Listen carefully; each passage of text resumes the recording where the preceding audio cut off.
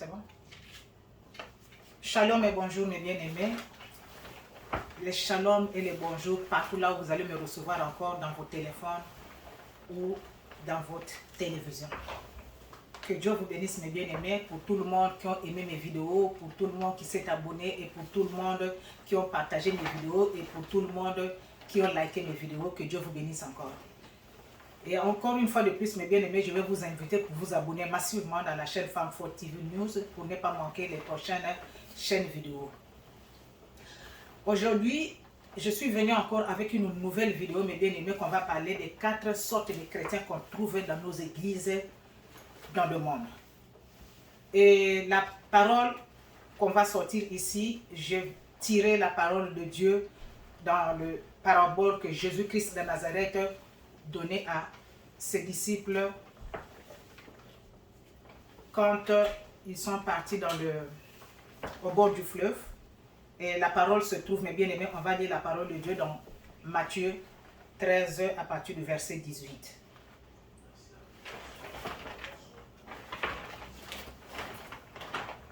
Prenez les Bibles, mes bien-aimés, pour ceux qui étaient déjà, pour tout le monde qui était déjà en ligne avec moi, qui savait déjà que je vais faire la nouvelle vidéo aujourd'hui. On va commencer à parler la parole de Dieu, et lire la parole de Dieu dans Matthieu 13, verset 18. Donc, vous donc écoutez ce que signifie la parole du Seigneur. Lorsqu'un homme écoute la parole de Dieu du royaume et ne la comprend pas, le malheur vient et enlève ce qui a été sémé dans son cœur. Cet homme est celui qui a reçu la sémence le long du chemin. Ça, c'est la première catégorie, mes bien-aimés. On va parler des 4 catégories des hommes et des chrétiens qu'on trouve dans les églises. Ça, c'est la première personne, la première catégorie.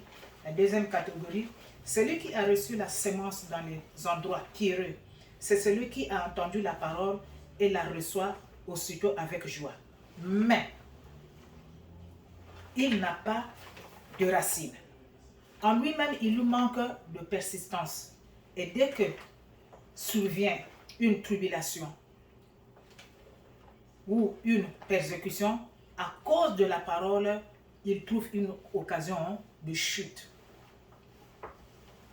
Celui qui a reçu la sémence parmi les épines, c'est celui qui attend la parole, mais qui, les soucis du siècle et la séduction des richesses étouffent cette parole et la rendent infructueuse. Ça, c'est la troisième catégorie, mes bien-aimés. Celui qui a reçu la sémence dans la bonne terre, c'est celui qui attend la parole et la comprend. Il porte du fruit et un grain en donne 100, un autre 60, un autre 30. Il leur proposa une autre parabole. Et il dit, le royaume des cieux est semblable à un homme qui a sémé une bonne sémence dans son champ. Amen. Mais bien aimé, si vous continuez à lire la parole de Dieu, je vais ouvrir une petite parenthèse pour cette prédication. Qu'est-ce qui s'est passé et pourquoi Jésus-Christ de Nazareth parlait aux disciples ou bien il parlait à la foule dans les paraboles? Jésus-Christ est parti avec ses disciples au bord du fleuve. Jésus est monté sur la barque et Jésus a commencé à parler à la foule qui était venue là pour venir voir Jésus. La foule était là, mes bien-aimés, et Jésus-Christ de Nazareth a commencé à parler en parabole. Si vous lisez le verset 13 du début jusqu'à la fin, Jésus-Christ de Nazareth a commencé à parler dans les paraboles. Et les disciples sont venus. C'est une petite parenthèse que j'ai ouverte avant que je rentre dans le sujet du jour. Les disciples sont venus, ils ont dit à Jésus, mais Maître, pourquoi tu es en train de parler à la foule à travers les paraboles? Jésus-Christ a répondu, si je parle dans la foule à travers les paraboles, parce que tout le monde que vous voyez ici, là, il y a les gens qui ont des oreilles, mais ils n'écoutent pas. Il y a les gens qui ont des yeux, mais qui ne voient pas. Et moi, personnellement, quand j'ai fait mes analyses pour la parole de Dieu, j'ai étudié ma parole, j'ai tiré la conclusion. Si Jésus-Christ de Nazareth a dit à la foule et parlé en parabole, parce que le Seigneur savait que la foule qui était là, Tout le monde est venu avec leurs problèmes. Il y a les gens, si vous voyez la première catégorie des personnes jusqu'à la quatrième catégorie des personnes, il y a les gens qui sont venus là pour écouter Jésus. Il y a les gens qui sont venus là pour voir Jésus. Il y a les gens qui sont venus pour venir chercher leurs solutions. Il y a les gens qui sont venus pour venir chercher aussi leur guérison. Et Dieu, Jésus-Christ a leur dit que je parle en parabole parce qu'ils ont les oreilles, le peuple que vous voyez là, toute la foule que vous voyez là. Tout le monde ne sont pas venus pour venir m'écouter et pour prendre ma parole pour le mettre en pratique. Non. Mais chacun d'eux est venu avec son propre problème. Donc les gens qui sont venus voir Jésus-Christ à Nazareth pour venir seulement voir, c'est-à-dire il y a quelqu'un qui est là-bas, il y a un pasteur qui est là-bas, il y a une dame là-bas qui est en train de faire des miracles. Et la personne fait quoi? Ah, c'est vrai ça, hein? Ah, allons-y, moi aussi je vais aller voir. Mais en fait, il est parti pour voir parce qu'il a écouté juste la personne, a dit que non, il y a quelqu'un qui fait des miracles là-bas. Mais son problème à lui et sa solution à lui, ce n'était pas pour aller voir Jésus pour donner son problème à Dieu, mais c'était pour aller voir Jésus. Et Dieu leur a dit que non, a répondu à ses disciples, que les gens là, ils ont les oreilles, mais qu'ils ne voient pas, malgré les événements. Qu'eux, ils voient autour d'eux, malgré les événements dans le monde entier. Les gens là voient, mais ils ne voient pas. Les gens là écoutent, mais ils n'écoutent pas. Vous voyez sur toute la Terre, la planète de la Terre, une maladie sort du néant, qui vient anéantir le monde, qui vient faire asseoir le monde par terre. On ne connaît même pas cette maladie-là, c'est sorti comment. Mais les gens voient, mais les gens ne comprennent pas que ce sont le temps de la fin, que ce sont des choses qui étaient déjà prédites. Au temps de la fin, vous allez voir ceci, vous allez voir cela, vous allez voir ceci, vous allez voir cela, mais les gens ne prennent pas compte. Vous allez entendre les cris de guerre, par-ci, par-là. Vous allez écouter les cris des armes, par-ci, par-là. Mais les gens n'entendent pas, les gens ne prennent pas conscience. Donc tout le monde qui était parti voir Jésus-Christ Nazareth le jour-là, mes bien-aimés, ils ne sont pas partis pour aller chercher des solutions, ou bien pour aller chercher des guérisons. Il y a des gens qui sont partis là-bas seulement à cause des autres. C'est ça, vous allez trouver des gens comme ça dans les églises. Je pars prier peut-être à cause des autres, mais pas à cause d'elles-mêmes. Donc, mes bien-aimés, nous allons partir dans la parole de Dieu encore une fois de plus. Jésus-Christ a dit que non, il y a des gens qui ont écouté la parole. Il a écouté la parole. On va encore relire la parole, la première verset, le verset 18 s'il vous plaît, ou le verset 19. Donnez-moi une minute.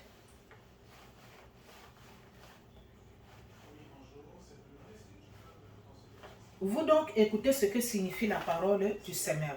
Lorsqu'un homme écoute la parole du royaume et ne comprend pas, le malin vient et enlève ce qui a été semé dans son cœur. Mais bien aimé, c'est la première catégorie des personnes que vous allez trouver. Dans la première catégorie des personnes que vous allez trouver, mes bien aimés, dans la vie, c'est les gens parfois vous allez trouver au sein de la famille, au travail, partout là où vous allez passer. Parfois, vous allez commencer à exhorter une personne, mais vous sentez que la personne n'a même pas besoin d'écouter ce que vous êtes en train de lui dire. Vous sentez que la personne n'est même pas là où vous êtes en train de l'exhorter. Vous sentez que la personne ne veut même pas écouter ce que vous êtes en train de dire. Il écoute la parole de Dieu, mais c'est-à-dire, ce n'est pas son problème. Ça tombe dans les pierres et puis le malin, quand il vient, le malin passe, le malin prend. Le malin, c'est qui, quand la distraction passe, c'est-à-dire, il oublie même que non, à peine là où on était assise là-bas, il y avait une personne là-bas qui m'exhortait. Vous allez trouver des gens comme ça dans le milieu amical, milieu familial et autour de vous. En gros, les premières catégories des personnes les bien-aimées, ce sont des païens. Oui, ce sont des païens. La deuxième catégorie des personnes, mes bien-aimés, la Bible nous dit que non, ils ont écouté la parole. Ils ont reçu la parole avec joie. Mais ils n'ont pas de racines. Les deuxième catégorie des personnes, mes bien-aimés, ce sont des gens qui n'ont pas de racines. Ce sont des gens-là, la Bible nous dit que, c'est-à-dire, la personne est ni chaud ni froid. La personne ne connaît pas ce qu'il veut, la personne ne connaît pas ce qu'il cherche, mais la personne part à l'église. La Bible nous dit que quand il reçoit la parole avec joie, c'est les gens que vous trouvez dans l'église, mes bien-aimés, quand la louange passe, la manière où la personne va danser, la manière où la personne va adorer, la manière où la personne va élever les mains en haut, la manière où la personne va crier. Mes bien-aimés, tout le monde qui sont dans l'église, quand on voit les personnes comme ça. Moi, je connais quand je dansais, mes bien-aimés, au ministère, quand nous, on dansait. Ou bien quand nous, on danse au ministère, mes bien-aimés. Vous allez voir les gens tomber par terre, en costume, dans des robes, je ne sais pas comment. La personne tombe, la personne adore, la personne chante, la personne pleure, la personne fait ceci, la personne fait cela. Parfois, ça attire l'attention des personnes, mes bien-aimés. Mais quand vous sortez de la porte de l'église, quand vous arrivez hors de l'église, la personne change de tenue. La personne n'est plus la même personne qui a reçu la parole dans l'église. La personne n'est plus la même personne qui dansait, qui criait, qui sautait, qui roulait par terre. La personne aussitôt change de tenue. Il devient, c'est comme si c'était les chrétiens de première catégorie. C'est comme si c'était un païen. Dès que la personne sort là, devant la porte, mes bien-aimés, quand il change de tenue, ou la personne tombe en acte, ou la personne tombe en langage, mes bien-aimés, la deuxième personne, la deuxième catégorie de personnes qu'on trouve dans l'église, les gens qui sont nus chez nous foi, ils ne connaissent pas si il est chrétien ou il n'est pas chrétien. Les gens qui se trouvent, quand il est devant des grandes personnes, il se fait grand. Quand il est devant des enfants, il se fait enfant. Quand il est devant des chrétiens, c'est un chrétien. Quand il est devant des païens, c'est un païen. Les deuxième catégorie de personnes, mes bien-aimés, c'est les gens qui ne sont pas enracinés dans la parole de Dieu. C'est les gens de personnes que vous allez trouver dans la Bible qui avaient dit à Jésus, Jésus, je vais te suivre, c'est vrai, c'est bon. Mais attends-moi d'abord ici. Je vais aller d'abord dire au revoir là-bas, chez mes parents. Je vais aller d'abord dire au revoir chez ma famille. Je vais aller d'abord régler ma situation là moi-même, personnellement. Et puis je te viens, je reviens, je te prends encore ici, et puis on va continuer à partir. C'est les gens des chrétiens qu'on trouve aujourd'hui à l'église, mes bien-aimés. La deuxième catégorie des personnes. C'est les genres de personnes que vous allez voir, mes bien-aimés, qui vont partir à l'église parce que sa femme prie, ou bien son mari prie. Il veut satisfaire à son mari, ou il veut satisfaire à sa femme. Parce que si je ne pars pas à l'église, ma femme va dire que moi je ne prie pas. Si je ne pars pas à l'église, mon mari va dire que je ne prie pas. Donc ce sont les gens qui partent à l'église parce que l'autre prie. Mais ce n'est pas d'abord pour elle-même. Ce n'est pas d'abord pour lui-même. Mais parce que l'autre prie. Et il veut satisfaire le plaisir de l'autre. Donc, il montre à l'autre que non, moi aussi je prie, allons-y. Moi, je me rappelle, je priais dans une église de l'autre côté. Et un jour, le couple a quitté l'église et le mari partait pour prendre son baptême. Ils sont partis avec les pasteurs et tout, avec la femme. Et la femme est partie assister son mari parce que sa femme, en fait, l'a demandé de prendre le baptême. Et quand ils sont arrivés là-bas, le gars a pris son baptême. Quand ils ont rentré dans la voiture, ils sont revenus à la maison. Mais bien aimé, le mari vient, il prend son ordinateur gaillardement, sans dire que non, je sors, lui, je pars quelque part, mais il prend l'ordinateur. Mais la femme dit, mais tiens, on revient de l'église, on est parti faire le baptême, on est revenu à la maison. La personne part où? La personne, le monsieur part, la dame rentre aussi dans sa voiture, commence à suivre son mari. Il voit son mari descendre, aller rentrer dans l'hôtel. Une personne vient dans l'hôtel, embrasse son mari et ils sont rentrés dans la chambre. La personne est restée là jusqu'à le mari a fini de faire ce qu'il faisait et le mari est sorti. La femme était là. La femme n'a ni dit ni oh ni ah. La femme est venue rentrer dans sa voiture et elle est revenue à la maison sans dire mot. Est-ce que vous imaginez les bien-aimés? C'est-à-dire, comment la femme, c'est-à-dire une personne qui a quitté l'église, partir prendre son baptême. Donc, en fait, le jour-là, le gars a pris le baptême parce que c'est sa femme qui l'a forcé d'avoir le baptême. Mais sinon, si c'était lui-même, non. Donc, vous imaginez, ça c'est la deuxième catégorie des personnes qui n'ont pas peur de personne, ils n'ont même pas peur de Dieu. Et c'est des gens que vous allez trouver aujourd'hui, même dans les églises. Vous rentrez à l'église, la personne prend parfois son téléphone, commence à faire ses rendez-vous dans le téléphone. Et dès que la personne quitte l'église, il rentre dans la voiture, il se retrouve d'aller commettre ce qu'on vient de lui prêcher à l'église qui est mauvais. La deuxième personnalité, mes bien-aimés, les gens qu'on trouve dans l'église, Les gens qui sont venus chez nous froids. Ils ne savent pas ce qu'ils veulent. Ils ne savent pas ce qu'ils cherchent. Ils sont là en train d'errer, mes bien-aimés. Mais ils écoutent la parole. Ils reçoivent la parole avec joie. Mais ils ne respectent pas la parole de Dieu et ils ne, comment dirais-je, ils ne respectent pas la parole de Dieu et ils ne mettent pas la parole de Dieu en pratique. Deuxième catégorie de personnes, mes bien-aimés. C'est les personnes, comme ils n'ont pas de racines, c'est les personnes qui ont bâti leur maison, leur vie, mes bien-aimés, dans le sable. C'est ce que la Bible nous dit. Si vous continuez à lire la parole de Dieu, ils ne sont pas enracinés. Ils n'ont pas de racines. Ils ont bâti leur maison, leur foyer, leur vie dans le sable. Moindre problème, mes bien-aimés, la maison tombe. Moindre mouvement, la personne tombe. Parce que ils n'ont confiance à personne en fait. La deuxième catégorie des personnes. Et si nous rentrons, les bien-aimés, dans la troisième catégorie des personnes, nous allons voir que les chrétiens qui écoutent la parole de Dieu, les chrétiens qui respectent la parole de Dieu, les chrétiens qui veulent servir le Seigneur. Mais les soucis de ce monde, la Bible nous dit que les soucis de ce monde ne nous laissent pas la place. Les soucis de ce monde, excusez-moi, étouffent la parole, étouffent ce qui est au-dedans de la personne. La personne a besoin de méditer la parole de Dieu, mais la personne n'a pas le temps, mes bien-aimés.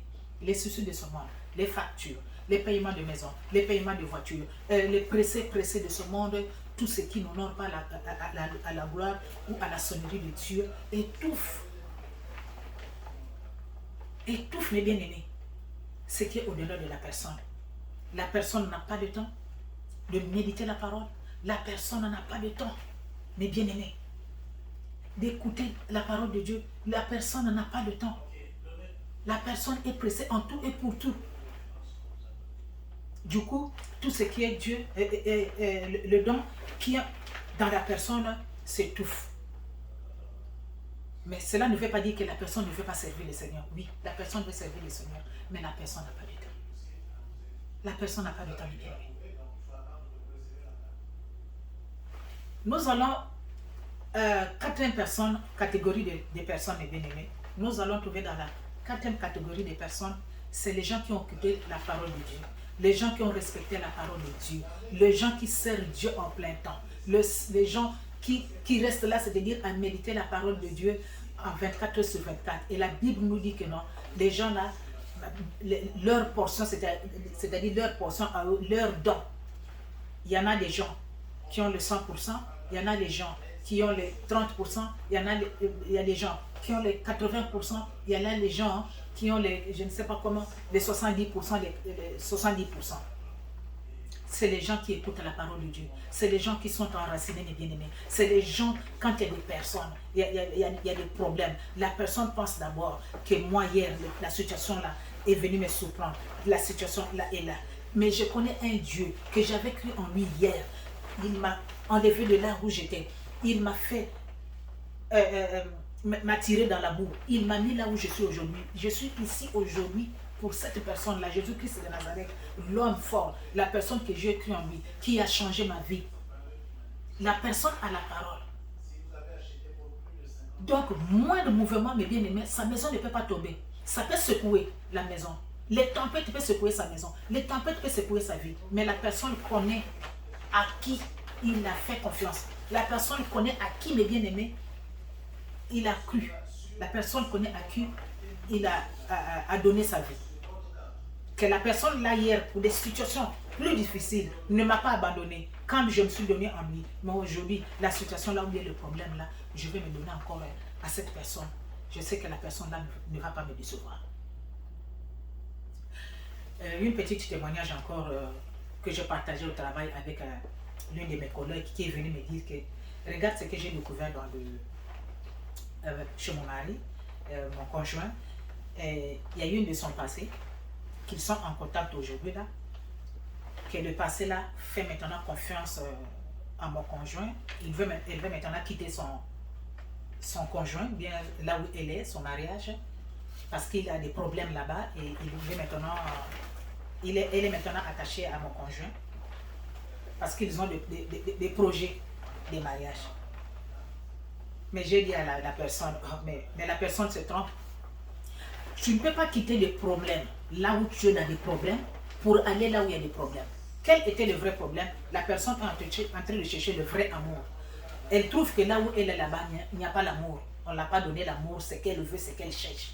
Elle trouve que la personne, là où elle veut partir là-bas, la personne qui est séparée avec elle, ça fait des années, peut-être 1 an, peut-être 2 ans, je ne sais pas, je n'avais pas aussi demandé, peut-être 10 ans, peut-être 15 ans, peut-être 20 ans que tu es séparé avec la personne.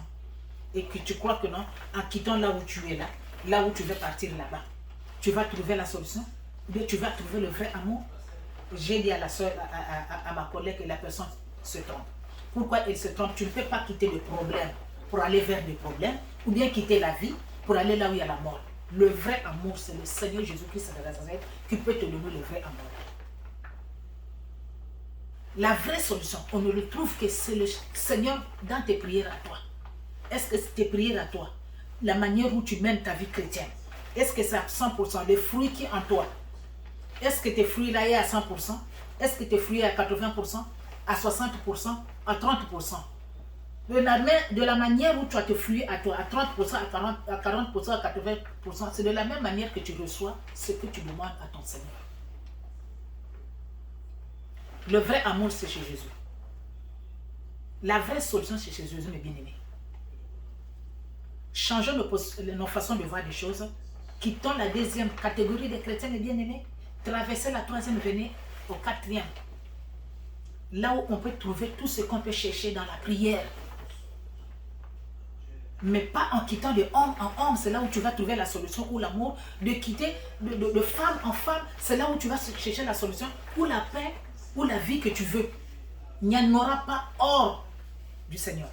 Il n'y en aura pas hors de ta prière à toi. Il n'y en aura pas hors des fruits que toi tu as reçus de l'esprit en toi. Il n'y en aura pas. C'est seulement dans la prière, mes bien-aimés, en faisant confiance à notre Seigneur Jésus-Christ de Nazareth. C'est là où tous, on peut trouver la solution, on peut trouver le vrai amour. Je vais répéter que les premières catégories de chrétiens, mes bien-aimés, ce sont les chrétiens, les païens. Les deuxièmes catégories, ce sont les gens qui ont bâti leur maison et leur vie dans le sable.